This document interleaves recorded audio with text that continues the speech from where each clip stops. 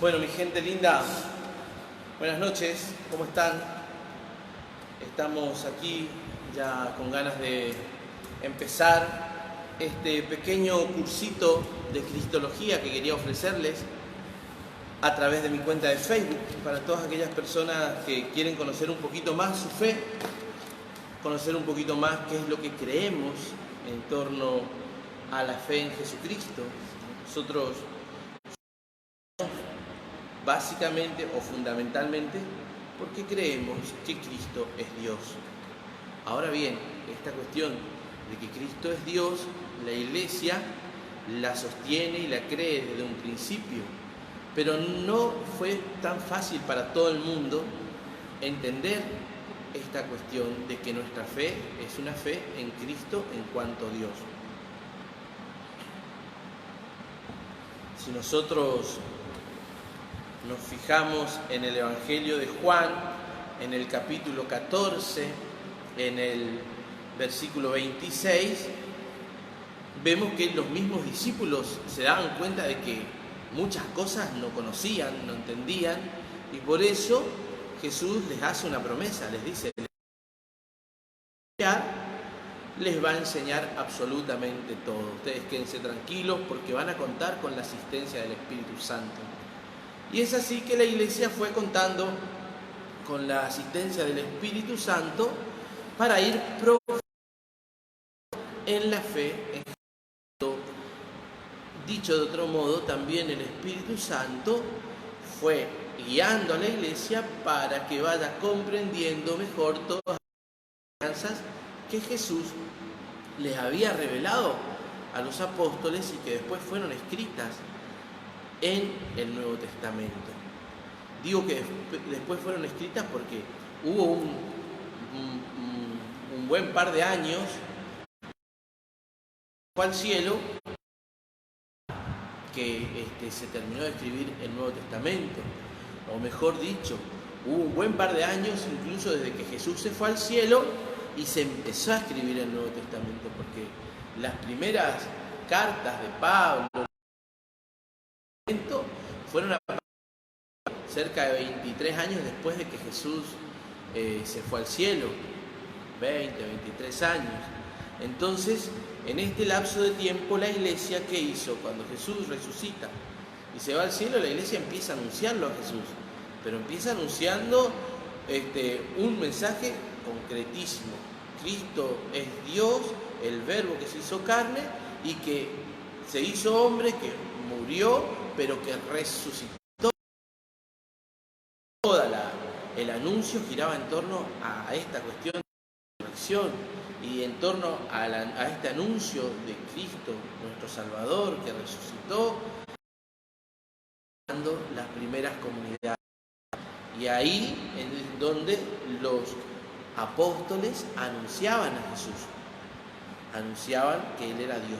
Ahora bien, después de que pasaron varios años, empiezan a escribir, empieza Pablo a escribir sus cartas y entonces dice lo que yo mismo recibí y a su vez les he anunciado es esto, que Jesucristo la última noche antes de ser entregado tomó pan, lo partió, tomó la copa, diciendo esto. Pablo recibe una enseñanza que todavía no estaba escrita. La primera comunidad empieza a anunciar a Cristo de forma oral y después de tiempo empiezan a escribir el Nuevo Testamento. Empieza Pablo escribiendo, después Marcos, surge el Evangelio. Es cierto, los biblistas dicen que había algunas fuentes de las cuales ellos se basaron, pero la primera transmisión es de forma oral.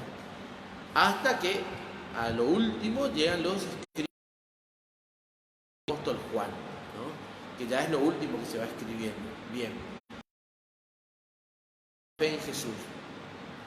La Iglesia va creciendo, llega a Roma, porque cuando los judíos empiezan a llevarse mal con los cristianos, la mayoría de los cristianos, inclusive Pedro, se va a Roma, porque había muchas, van a anunciar también el Evangelio allí, porque había también comunidades judías allí en Roma, y ahí empiezan a anunciar el Evangelio, y empiezan a surgir algunos cuestionamientos. Y esto es lo que yo quería abordar principalmente. Estos cuestionamientos en torno a si Jesús era o no era Dios. ¿Por qué? ¿Por qué genera estos cuestionamientos? Porque había gente que le costaba mucho entender o aceptar que Jesús fuera verdaderamente Dios. Y había cristianos que decían, bueno, Jesús podría ser como Dios, pero en realidad no es. Y así es, por ejemplo, el caso de una primera herejía que va surgiendo en el siglo I, una herejía de mucha relación con el gnosticismo, que se conoció como docetismo. Les voy a mostrar a ustedes cómo se escribe docetismo. Esta es una de las primeras herejías que van surgiendo en torno a la persona y a la fe en Jesucristo. El docetismo, les dije, es una herejía del siglo I. El nombre de esta herejía viene del griego dokesis y significa apariencia. ¿Qué implica? Implica que quienes sostienen esta herejía creen que Jesús no se hizo carne, no se encarnó, que Jesús no es el Verbo eterno que aparece en el Evangelio de Juan, capítulo 1, en donde dice el Verbo en el principio era Dios y estaba junto a Dios, y después en el versículo 14 va a decir, y este Verbo se hizo. Los docetistas pensaban que este Jesús no era ese Dios eterno, no. Creían que Dios no se había hecho hombre, sino que creían que Jesús era que Jesús era en apariencia un humano. ¿Por qué en apariencia? Porque al ser de base gnóstica tenían cierto desprecio por la carne. Entonces entendían que la carne no podía ser salvada. Entonces este Jesús era simplemente un espíritu que aparecía como humano, que aparentemente comía, que aparentemente bebía, pero que no había asumido la carne del hombre. Esto genera a nivel cristológico un gran problema, porque a la cuestión de la salvación, ¿por qué? Porque lo que no se asume no se redime. Entonces, estos doqueístas, estos del docetismo, decían, bueno, Jesús asumió solamente lo que podía ser salvado, que era el espíritu. Entonces no asume la carne, solamente es un ser espiritual. Contra esta herejía se oponen las cartas de San Juan. La primera carta de San Juan, en el versículo 2, nosotros leemos que dice, en esto reconocerán al que está inspirado por Dios. Todo el que confiesa a Jesucristo manifestado carne procede de Dios. Y después incluso va a decir en el versículo 3, yo le leí solamente el versículo 2, pero en el versículo 3 va a decir, el que no confiesa esto es el anticristo, o sea que va en contra de Cristo. Creer que Jesús no se hizo hombre, sino que en apariencia nomás se hizo, dice para San Juan,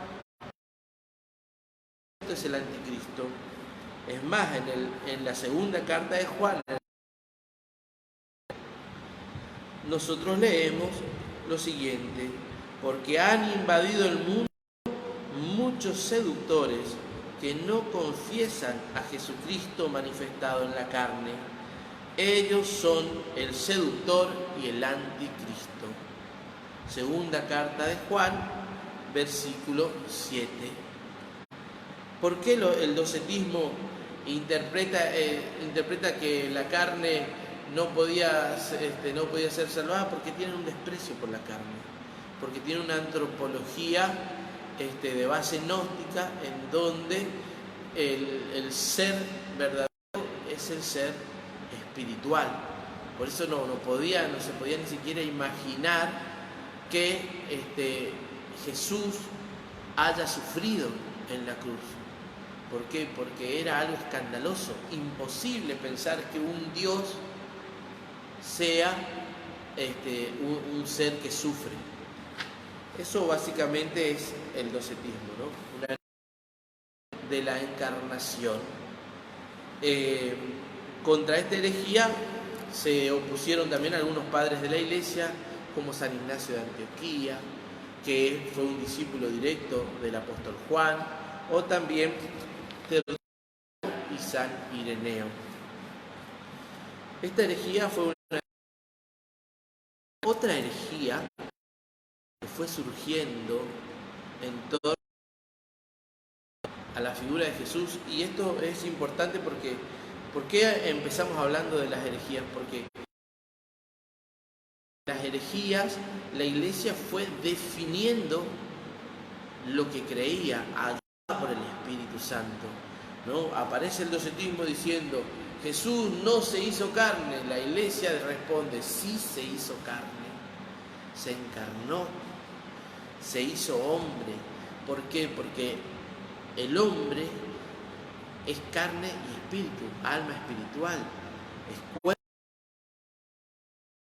no se redime. Y si Jesús no asumió, si el Verbo no asumió nuestro cuerpo y nuestra alma, entonces no nos redimió. Por eso la Iglesia va definiendo: sí, asume nuestra carne, y estos son los fundamentos, ¿no? Hay un montón de textos en donde Jesús se muestra como verdadero hombre, ¿no? De hecho, está el Evangelio de Juan, ¿no? Ahora lo citamos, capítulo 1, versículo 14: el Verbo se hizo carne y habitó entre nosotros. Bien, otra herejía que a la cuestión de Jesús como verdad es esa herejía que se conoce como evionismo. Viene de la palabra evión, que significa pobre. Eran judíos, probablemente esenios, que tenían un gran apego a la ley, ¿no? Habían abrazado el cristianismo y conservaban un profundo apego a la ley al considerar que era el cumplimiento de la ley la única manera de alcanzar la salvación. Consideraban... Ay, me están llamando, mirá, qué mal momento para que me llamen. Consideraban que Jesús era... Un momento, vamos a mirar por las dudas. Vamos a mirar porque si no... No, esto está filmando perfectamente. No, me surgió la duda, mirá que me están llamando y no sea cosa que no estoy saliendo en vivo. Ahí te digo que tengo 122 personas mirando, así que bueno, muchas gracias. ¿Qué es el cristianismo? Dijimos, es una herejía de base judía, judíos que se hicieron cristianos pero que mantenían un apego a la ley y que entendían que la ley era el único modo de salvarse. Por lo tanto, la salvación no venía por Jesucristo, sino que venía por el lado de la ley, por el cumplimiento de la ley. Consideraban que Jesús era solamente un hombre elegido por Dios y que fue investido por el Espíritu en el bautismo, pero que era solamente un hombre. Por lo tanto, si bien reconocían el Evangelio de Mateo, rechazaban el Evangelio de Juan porque considera a la divinidad de Dios, y también rechazaban las cartas de Pablo por ir en contra de la ley. Esta doctrina fue combatida por San Ireneo, que sostenía que Cristo es verdaderamente Dios y verdaderamente hombre. Ven cómo van surgiendo algunas herejías a los que Jesús vivió en el siglo I, que hacia principios del siglo terminó de escribirse el Nuevo Testamento, que San Pablo también empezó a expandir el Evangelio, la buena noticia, a las distintas regiones paganas, y que se van definiendo cuestiones de fe. Entonces dijimos, con el docetismo se empieza a definir la cuestión de que Jesús realmente se encarnó, era verdaderamente hombre. Con el evionismo y con el adopcionismo, y después ahora vamos a terminar viendo también el arrianismo. No les mostré el cartel de evionismo como se escribe. También se fue definiendo esta cuestión. Jesús es Dios. ¿Qué creemos como iglesia respecto a si es Dios, si es hombre, si es las dos cosas? Evionismo, ¿no? Aquí está cómo se escribe la segunda herejía de la que estuvimos hablando.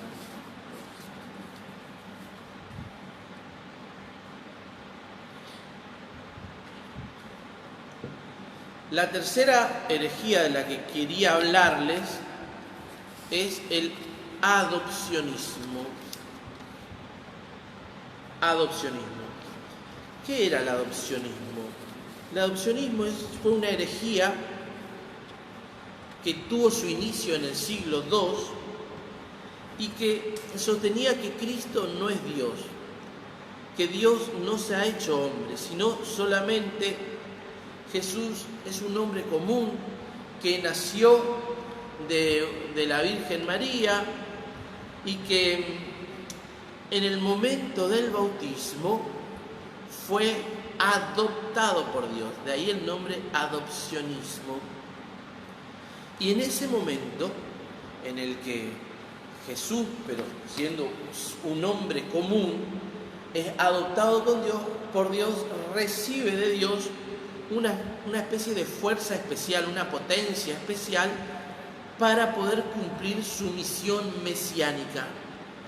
¿Qué significa esto? Que para el adopcionismo el Verbo eterno es el que hablamos en el Evangelio de Juan, versículo 1, que empieza hablando el prólogo de Juan empieza hablando: en el principio existía el Verbo, y el Verbo estaba junto a Dios, y el Verbo era Dios.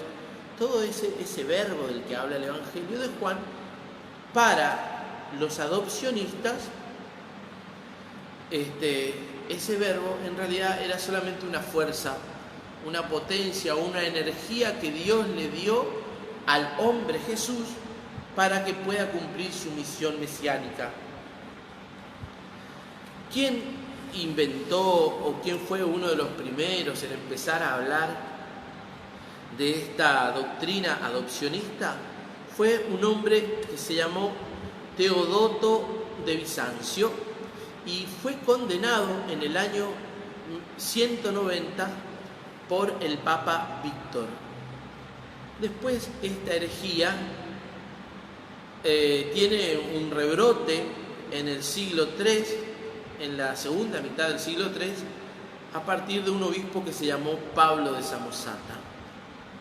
Después va a desaparecer y va a reaparecer esta misma herejía en España, pero eso ya es otra historia. Yo quería contarles un poquito de esto, cómo existieron antes del primer concilio ecuménico que fue en la ciudad de Nicea, en el año 325, cómo existieron algunas herejías que fueron negando o la humanidad de Jesús o la divinidad de Jesús.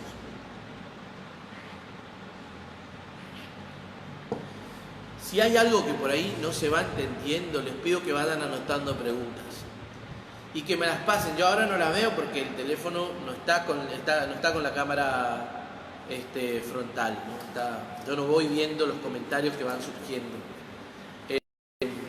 Pero que les pido que las escriban a las preguntas Y en todo caso, mañana, cuando vamos terminando, yo voy tratando de responder aquellas preguntas que ustedes tengan. Bien, vamos a la cuestión del arrianismo.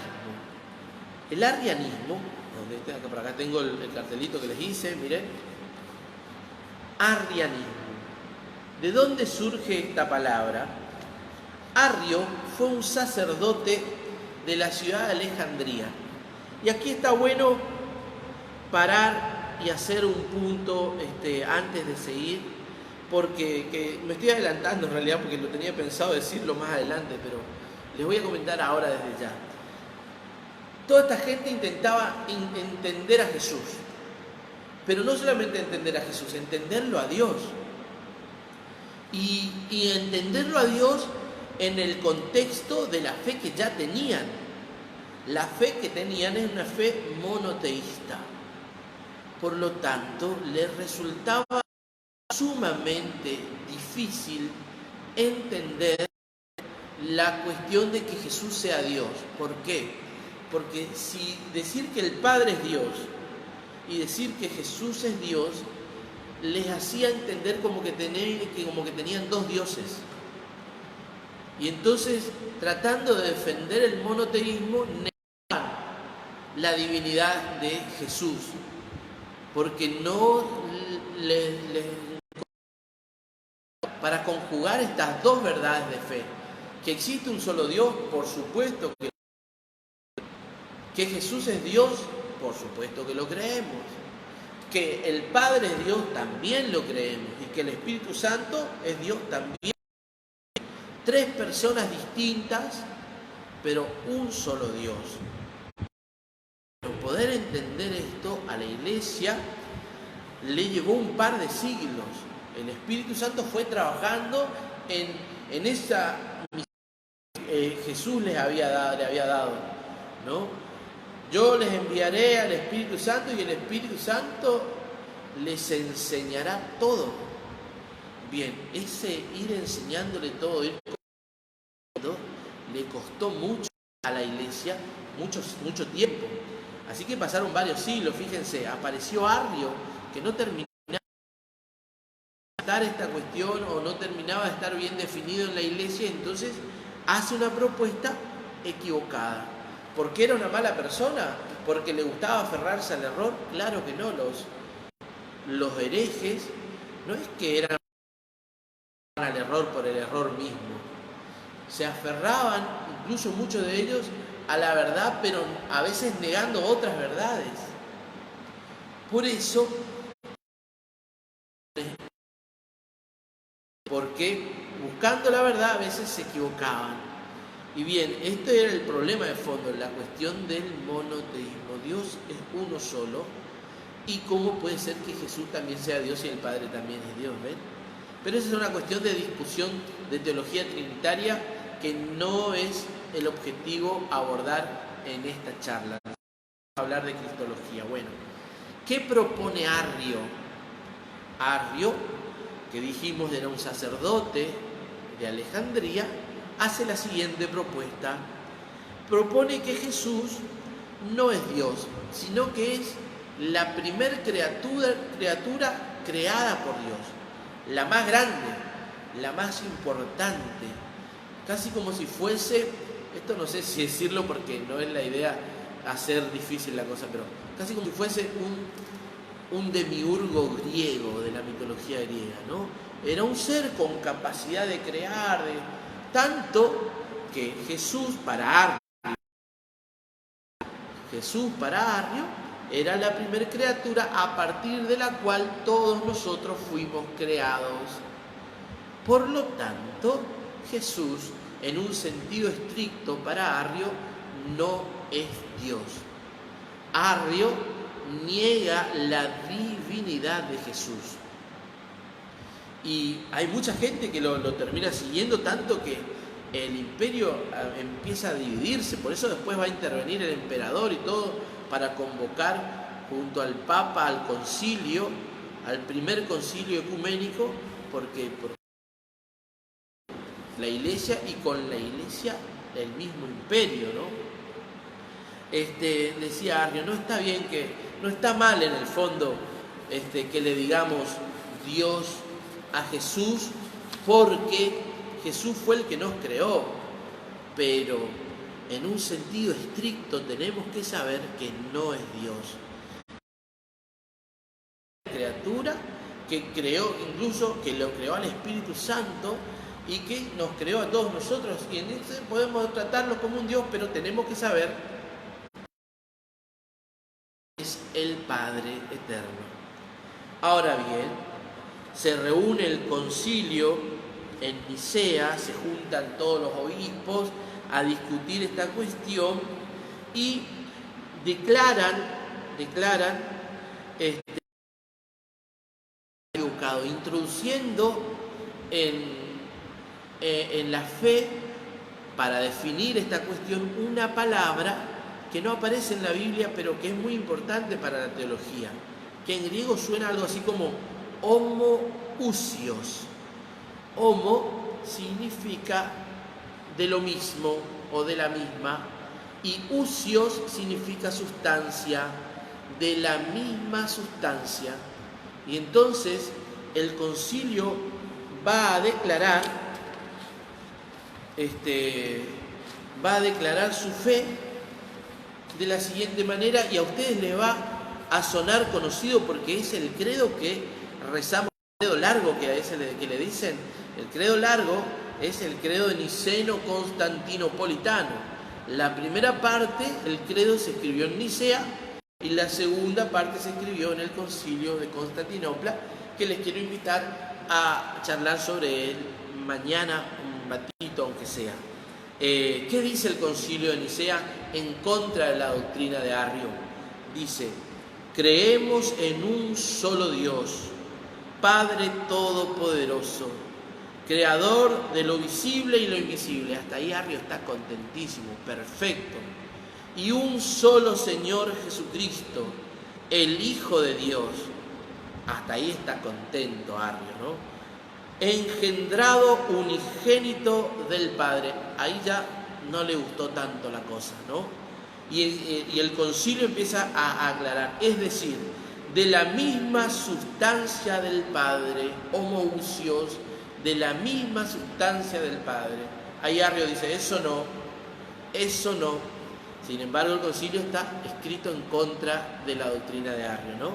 Creemos en un solo Señor Jesucristo, engendrado, no creado, luz de luz, Dios verdadero de Dios verdadero, engendrado, no creado, sustancial, o sea, de la misma sustancia, de la misma esencia de Dios. Es Dios, está diciendo, ¿no? Consustancial al Padre, por el cual todas las cosas fueron hechas, el cual por nosotros los hombres y por nuestra salvación bajó y se hizo carne y se hizo hombre, padeció y resucitó al tercer día, subió a los cielos, vendrá a juzgar a vivos y a muertos, y en el Espíritu Santo, ¿no? Lo que plantea el concilio de Nicea respecto a la fe: Jesús es verdaderamente Dios, del Padre. Estaría bueno, si quieren, mañana varios textos bíblicos concretos en donde Jesús expresa su divinidad, ¿no? El discípulo, quien me ve a mí, ve el prólogo de San Juan, que ya hemos citado todas las veces, que Jesús en el Evangelio de Juan plantea el yo soy, esa fórmula de nombre de Dios, todas las veces que Jesús obra como Dios, cuando se pone por encima de la ley y hace cosas que son atributos exclusivamente de Dios. Entonces la Biblia mismo va fundamentando esta fe. La Iglesia no inventa la fe en Jesús, sino que a partir del dato revelado va descubriendo con la asistencia del Espíritu Santo lo que fue revelado, la enseñanza que Jesús les dejó a los apóstoles. El Espíritu Santo les enseñará todo, ¿no? Empezamos leyendo eso. Bien, entonces la Iglesia en el Concilio de Nicea promulga la fe en la divinidad de Cristo. Contra Arrio dice lo siguiente: mas los que afirman que no fue y que antes de ser engendrado no fue, o sea que hubo un tiempo en el que Jesús no existió, en el que el Verbo no existió y que antes de ser engendrado tampoco existió, esos, y que fue hecho de la nada, o los que dicen que es de otra hipóstasis o de otra sustancia, o que el Hijo de Dios es cambiable o mudable, los anatemiza la Iglesia Católica. La Iglesia Católica desde un principio fue definiendo con la asistencia del Espíritu Santo la fe en Jesús. Hacemos un pequeño resumen. Desde el inicio de la Iglesia, ¿no? Cuando Jesús crea la Iglesia, acordémonos de aquel pasaje en el capítulo 16 del Evangelio de Mateo, versículo 19, si no me equivoco, para corroborar, en donde Jesús, hablándole a Mateo, le dice, hablándole a Pedro, le dice: tú eres Pedro y sobre esta piedra edificaré mi iglesia, ¿no? Capítulo 16, versículo 18. Yo te digo, tú eres Pedro y sobre esta piedra edificaré mi iglesia. Cristo edifica la iglesia sobre el fundamento de los apóstoles. Los apóstoles inician con el mensaje del Evangelio de Jesucristo cuando Jesús se va al cielo, asistidos por el Espíritu Santo.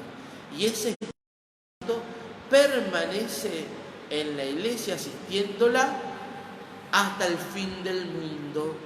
Entonces la iglesia va comprendiendo, como leíamos en el Evangelio de Juan, la iglesia va comprendiendo con el pasar del tiempo, va comprendiendo el mensaje de Cristo.